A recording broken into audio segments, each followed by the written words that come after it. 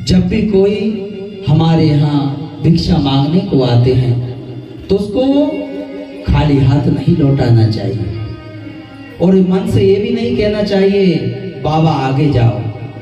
हो सकता है ना जाने किस रूप में आ जाए नारायण, किस रूप में नारायण आपके द्वार पर आ जाए और आपके बाबा अभी समय नहीं है, आगे जाओ फिर कभी देखना।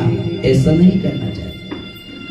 शास्त्र तो ये कहता है कि अपने सामने थाली रखी है और भगवान का भोग लगाते हैं, और भगवान का भोग लगाते ही यदि सामने कोई अतिथि आ जाए तो वो थाली लेकर के उस अतिथि को दे देना चाहिए।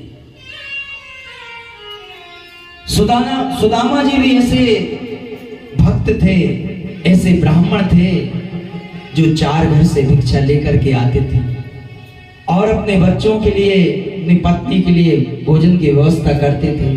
और एक थाली जब उनके सामने आती थी और यदि कोई अतिथि आ जाता था तो वो थाली भी सुदामा जी सामने दे देते। ये नहीं सोचते थे कि मैं नहीं खाऊंगा तो भूखा रहूं। ऐसा भाव होना चाहिए, ऐसा विचार होना चाहिए।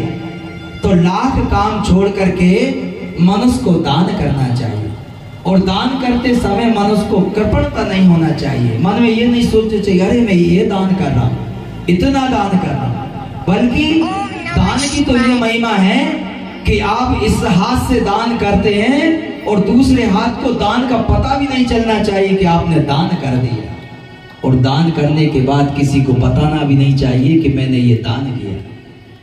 यदि आपने दान करने के बाद 100 बार कर दिया कि हमने तो इतना दान किया, इतना दान किया, तो वो दान क्षय हो जाता है, कमी हो जाती है उसमें।